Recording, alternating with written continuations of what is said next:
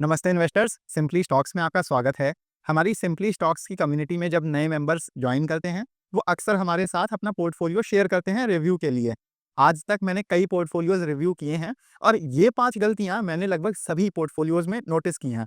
ये मिस्टेक्स मैंने भी की थी जब मैं मार्केट में नया आया था, लेकिन अपनी हर गलती से मैं कुछ सीखता गया, जिससे मेरे लॉसेस मिनिमाइज हुए और प्रॉफिट्स मैक्सिमाइज।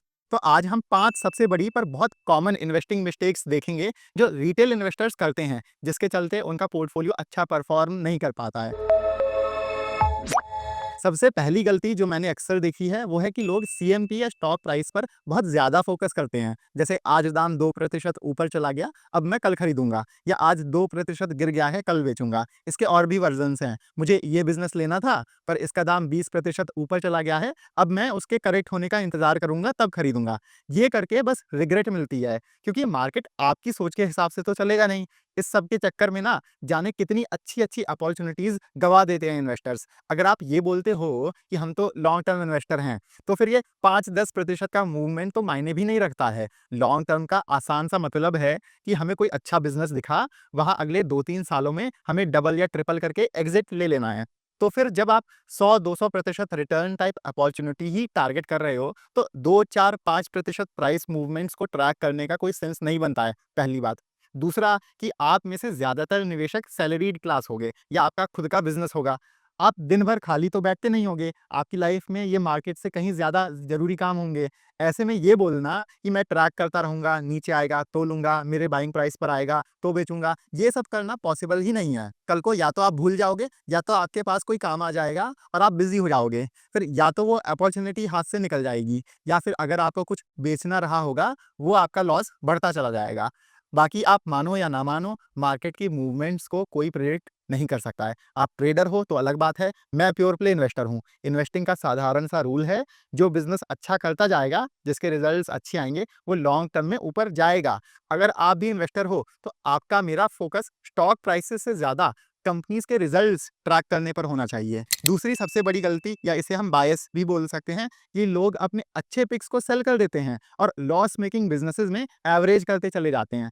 इसके लिए इंग्लिश में एक बहुत अच्छी कहावत है, throwing good money after bad money. इसको आप ऐसे समझो कि अगर कोई बिजनेस है वो बेकार कर रहा है, उसकी सेल नहीं बढ़ पा रही है, प्रॉफिट मार्जिन्स गिर रहे हैं, या वो कोई प्रॉब्लम में है, उसके एम्प्लॉयज छोड़ के जा रहे हैं, या वो कंपनी लॉसेज में जा रही है।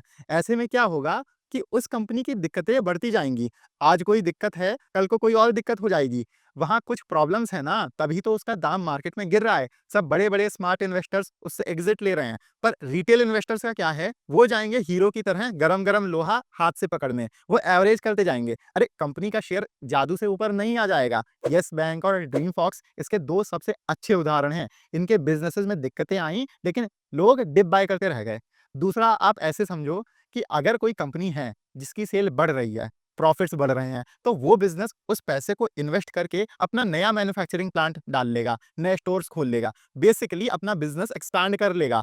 तो उसके सेल्स और प्रॉफिट्स और बढ़ते जाएंगे। लॉन्ग टर्म में ऐसे ही वो बिजनेस अच्छा करता जाएगा। पर लोग क्या करेंगे कि जहां उनको 30-40% का प्रॉफिट दिखेगा, तुरंत उस बिजनेस से एग्जिट कर लेंगे। और इसका कारण यही है कि लोग मार्केट में बिजनेस माइंडसेट लेके नहीं आते हैं।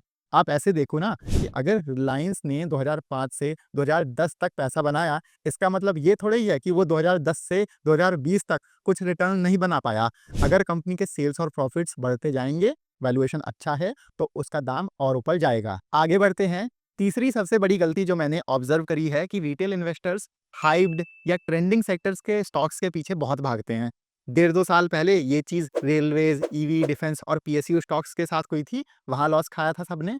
अब सब अपने पुराने पाप बुला के एआई, सेमीकंडक्टर और डेटा सेंटर स्टॉक्स के पीछे भाग रहे हैं। इस पॉइंट को अक्सर मैं सबको आईफोन के उदाहरण से समझाता हूँ। जैसे अभी आईफोन 17 आया है, आप देख रहे होगे कि मार्केट में कितना ज्यादा क्रेज है। आईफोन यहाँ आपका ट्रेंडिंग सेक्टर हो गया। अब सोचो, अगर मैं आईफोन आपको 50,000 रुपए का बेचूं, आप तुरंत खरीद लोगे। आपको पता है कि वो बढ़िया डील मिल गई है आपको। वो 50,000 रुपए का आईफोन आप किसी को भी 1.5 से 2 लाख रुपए में बेच सकते हो। पर अगर मैं वही आईफोन आपको 5 लाख रुपए का बेचूं, आप मुझे पागल बोलोगे।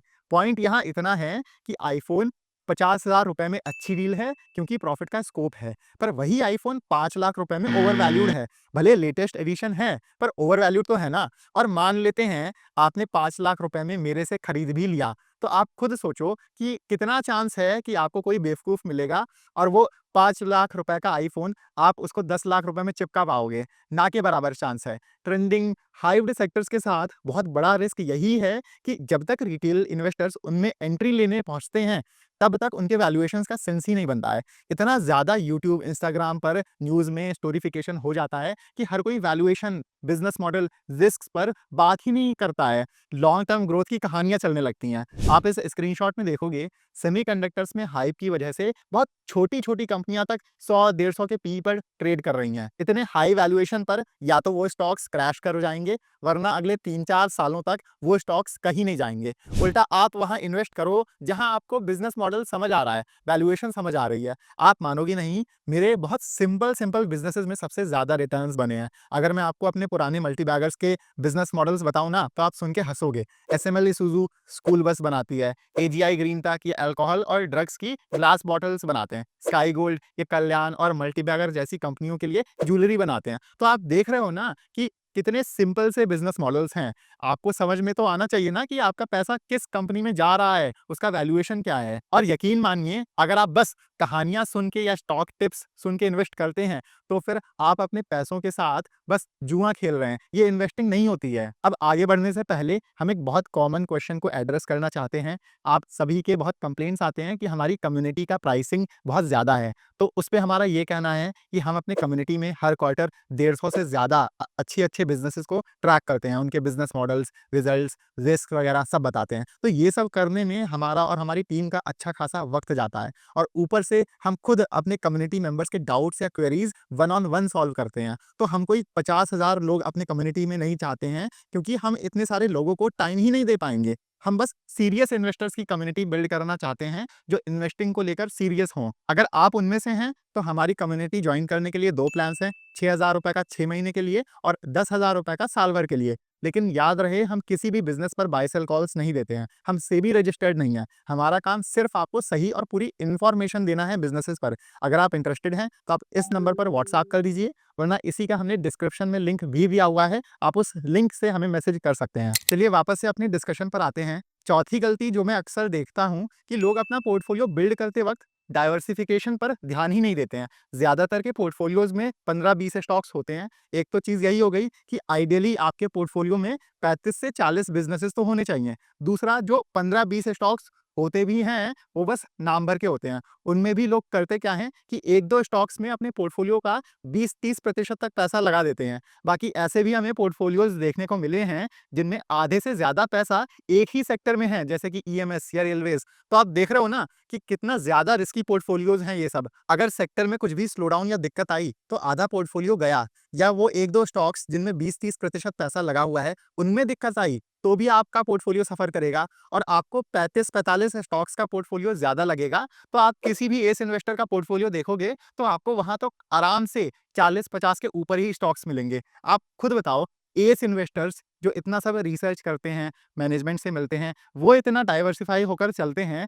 तो आप कैसे एक्सपेक्ट कर सकते हो कि आपका 10-20 स्टॉक्स का पोर्टफोलियो सेफ है और आउट परफ़ॉर्म करेगा लॉन्ग टर्म में? तो सबसे आइडियल नंबर जो मुझे मिला है कि पोर्टफोलियो में लगभग 35 से 45 कंपनियाँ हों। जो कंपनी जितनी बड़ी या छोटी होगी, उसका उस हिसाब से एलोकेशन होगा। जैसे मैं यूजुअली लार्ज कैप में 3 से 4%, किसी स्मॉल कैप में 1 से 2% का पैसा लगाता हूँ अपने पोर्टफोलियो का। और ये 2-2, 3-3% का अलग-अलग बिज़नेसेस में एलोकेशन देके आपका एक बहुत अच्छा डाइवर्सिफाइड और सेफ पोर्टफोलियो बनेगा। यही एलोकेशन से जुड़ी जो लोग 5वीं सबसे बड़ी गलती करते हैं, वो है जल्दी पैसा कमाने के चक्कर में पेनी या माइक्रो कैप कंपनीज़ में ओवर इन्वेस्ट कर देते हैं।